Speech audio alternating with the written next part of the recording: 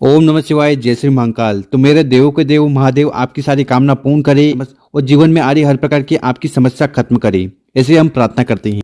देखिए, गुरुजी ने कहा है कि आज का जो उपाय है विशेषकर कामना पूर्ति के लिए है। अगर आपकी ऐसी कोई दिल की बात है, कामना है, इच्छा है जो कई दिनों से पूर्ण नहीं हो रही है, उसके लिए आपने हर तरह से व्रत कर लिए, उपवास कर लिए, फिर भी आपकी दिल की मुराद पूरी नहीं हो रही ना, फिर उसके लिए आपको पीला चंदन लेना है, बेलपत्र लेना है और विशेष तरीके से शिवलिंग पर उपाय कर लेना है। इस उपाय को करने के बाद आपकी सारी कामना पूर्ण होगी, चाहे वो धन संपदा को लेकर हो, व्यापार को लेकर हो या नौकरी को लेकर हो। तो इस उपाय को कैसे करना है वो बताएंगे। उसके पहले इस वीडियो को लाइक कर दें, चैनल पर नए हो सब्सक्राइब जरूर करिएगा। देखिए, इस वाले उपाय में जो सबसे पहले सामग्री आपको चाहिए वो है चंदन। तो चंदन कौन सा लेना है? देखिए, अगर आपको लाल चंदन मिल जाए तो वो लाल चंदन ले लीजिएगा, या अगर आपको पीला चंदन मिल जाए तो पीला चंदन ले सकते हो। कितना लेना है? मात्र 1 चुटकी, ठीक है। इसके बाद जो अगली सामग्री है वो है बेलपत्र।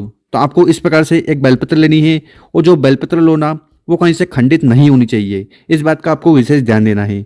और फिर आखिरी में आपको इस प्रकार से एक तांबे का लोटा लेना है, और उस तांबे के लोटे में आपको अपने घर से, अपने किचन से जल भर लेना है। देखिए, गुरुजी कहते हैं कि अगर आप अपने घर से जल को लेकर शिवलिंग पर समर्पित करते हैं तो आप अपने घर का एड्रेस, अपने घर का पता भगवान भोलेनाथ को देकर आते हैं। तो इस प्रकार से ये तीनों सामग्री को लेकर आपको पहुंच जाना है शिव मंदिर। और ये वाला जो उपाय है ये आप सुबह भी कर सकते हो और शाम को भी कर सकते हो, तो समय की कोई भी पाबंदी नहीं है। और जैसा कि हर बार हम बताते हैं, शिव मंदिर में जाकर सबसे पहले आपको दक्षिण दिशा में बैठ जाना है। आपका चेहरा उत्तर दिशा की तरफ होना चाहिए, और उसके बाद जो भी पूजन पाठ करनी है, जो भी सामग्री आपको पहले समर्पित करनी है वो कर लीजिएगा। उसके बाद हमें ये विशेषकर उपाय करना है।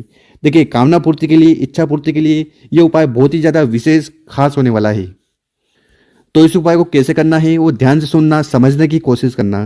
तो आपको करना क्या है कि आपके पास जो सबसे पहले बेलपत्र है, ठीक है, तो इस बेलपत्र की जो नीचे वाली डंडी होती है जिसको हम ठूठ बोलते हैं, तो इस डंडी को आपको तोड़ लेना है।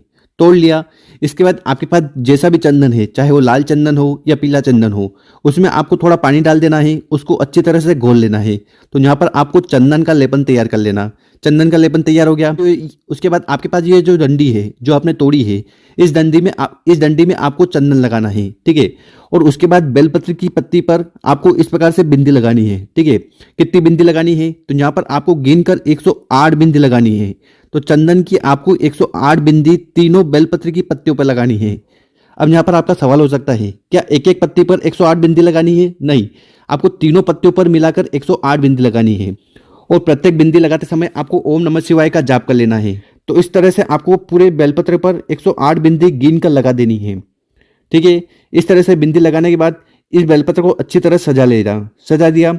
इसके बाद इस बेलपत्र को उठाना है और सबसे पहले आपको स्पर्श करवाना है माता अशोक सुंदरी वाली जगह पर, ठीक है। उसके बाद उस बेलपत्र को उठाना है, उसके बाद उसको स्पर्श करवाना है माता के हस्त कमल पर। और उसके बाद यहाँ पर आपकी जो भी कामना है, इच्छा है जो पूर्ण नहीं हो रही है, तो उसके लिए माता रानी से आपको निवेदन कर लेना है, ठीक है।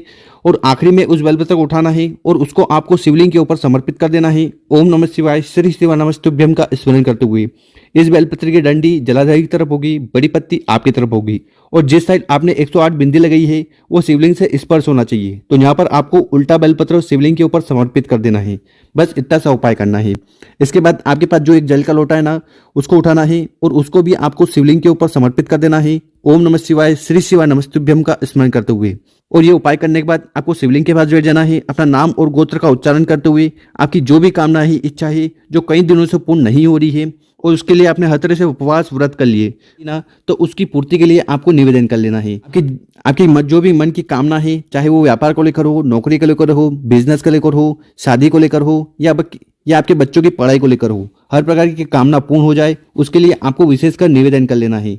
तो गुरुजी कहते हैं कि जो भी व्यक्ति इस प्रकार से एक बेलपत्र लेकर चंदन की 108 बिंदी लगा देता है अपनी कामना कहते हुए, और फिर उस बेलपत्र को 2 जगह स्पर्श करवाकर शिवलिंग के ऊपर समर्पित कर देता है ना, तो इससे शिव परिवार बहुत ज़्यादा प्रसन्न होता है और फिर उस व्यक्ति के जीवन में चल रही हर प्रकार की कामना पूर्ण करता है और जीवन में जितनी भी समस्या आ रही है वो भी खत्म होती है। तो गुरु जी द्वारा बताया गया बहुत ही अचूक उपाय है, कर जरूर देखिएगा। और अगर आपको वीडियो अच्छी लगी हो ना, तो कम से कम 5 लोगों के साथ जरूर शेयर करें ताकि उन लोगों की मदद हो पाए। ओम नमः शिवाय।